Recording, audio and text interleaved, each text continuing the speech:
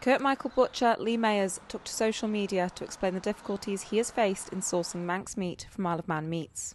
After being let down multiple times by the government-owned meat plant, Lee explained that he's been left with no other option than to bring in meat from across the Irish Sea. Basically, I've used this company before. Before we went all Manx, my old boss, Phil and Pat Woods, when it was PA and PJ Woods, they were having issues then. They started bringing meat in from across. I carried it on when I took over, but then gradually started bringing more and more Manx meat in. I've had a really good run over the last 5-6 years with Manx meats. Last year I didn't have a problem at TT after I shut for a week and opened again. I got the full order. And yeah, I'm just feeling very let down at the minute as a whole. And for them not to come out and apologise, say, look, we're really sorry you've not received your goods. To go on Facebook and say, oh, we've got plenty of beef and lamb, and then I'm here with empty counters, it's just wrong. It's just wrong. I can't be dealing with it anymore. I can't keep letting customers down on a weekly basis for them not sending meat out when I know I can get it from across. The butchers need enough time to be able to prep the product in order to sell it in their stores. We've got to prep it, we've got to hang it, we've got a lot to do, and what we're finding now is it's coming later and later in the week. So we're not getting meat till 1 o'clock, 2 o'clock Thursday, maybe Friday, with odd bits and bobs, maybe start of the week if they've got any stock available. It always used to be a very different way of, we used to put our order in Monday, it'd come to us Tuesday or Wednesday, which gives us that prep time, and we'd have everything ready for weekend. But I think the biggest thing is communication at the moment. It's non-existent. We've had Stan and Rebecca say they're going to call around and see the butchers. We haven't seen them yet since they've been in control up there.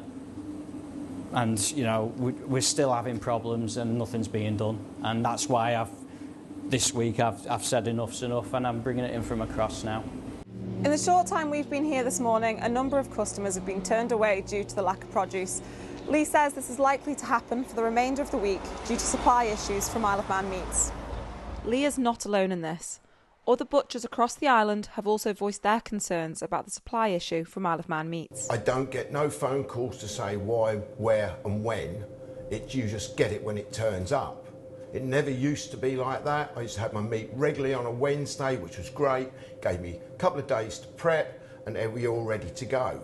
But it seems at the moment we don't get phone calls, you're sitting, you're waiting and you're guessing when you're going to get it. And you can't run a business like that. And it is so frustrating because there is a lot of work that goes in. People don't realise the work that these butchers on the island go to. And there's some great butchers on the island, you know. And it's a shame there's no communication between the butchers and the slaughterhouse.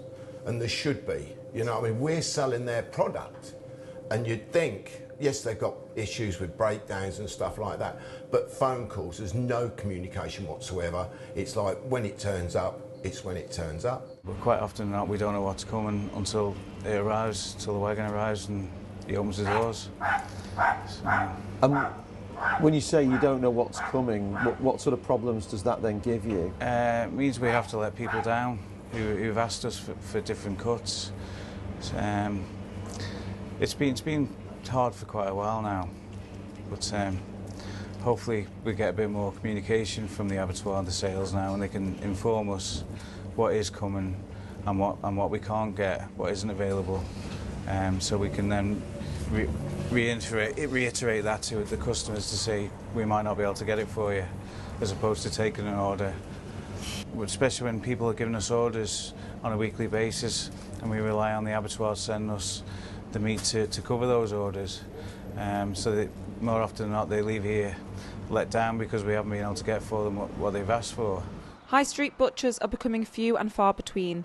Lee explained how important it is to know when the stock is arriving, along with the volume. Well, obviously, as you've seen yourself, I've had a couple of customers in this morning asking for lamb, asking for pork, and I have to turn them away. And this is a reoccurring thing that's been happening a lot since Christmas, where we're telling customers, oh, it'll be in for weekend. We put our order in by email on a Monday, so they've got it all listed by paper, so they can't say, oh, you know, we lost it, we didn't hear that, or whatever on the phone. And we're still missing stuff on a weekly basis. and then the customers are coming in at the weekend and we're having to let them down, and it's also just getting it in the neck for them not to. And there's no communication.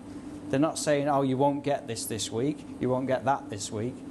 They just send out what they've got, and then we're meant to just, you know, let the customers down, that even though we've ordered it, and it's just wrong. It's just wrong. When I asked for it from the Isle of Man Meats and it's turned up on a Friday and a Saturday, that's not good to me, because that's not what I need. It has to be prepped. It has to be, you know, ready for the customers. What does the prepping really entail? What goes into prepping that? It depends on what cuts of beef. Everything comes in either on the bone, the lamb's coming on the bone, your pork comes in on the bone. So obviously it has to be boned out, trimmed and stuff like that. And there's only 2 of us here.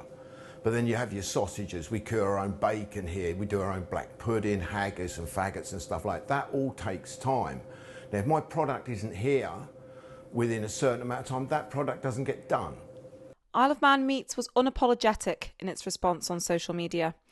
It said it was disappointed to see a post around stock availability and claimed that due to the meat plant's location, it did not bring animals into the plant during TT Race Week.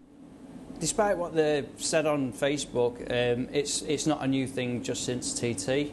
This has been going on since Christmas and probably before that if you speak to some of the other butchers as well. I know Angius Meats did a big post not so long ago about their supply issues. I did message Rebecca in April with concerns, and this week I've been let down again. I've got no pork or lamb in, even though I put an order in a week ago. Yeah, I'm just very disappointed, and instead of getting an apology for no delivery, they've decided to make out like, oh, they've got plenty of stock, and obviously they haven't, because they haven't received any. Having meat turn up on a Saturday morning, when that would take me 2 to 3 hours to prep, isn't what I'm about, because we're busy here on a Saturday. It's the main, for all the butchers, Fridays and Saturdays are the main selling day. So you prep for the week. You know what I mean? I do my sausages on a Wednesday. I need my pork here. If I don't, they don't get the customers. The restaurants who I deal with, they don't want excuses, or they'll go elsewhere. But no one's held accountable. And I've never, in all my years of being a butcher, dealt with anything so incompetent, is the word I can use.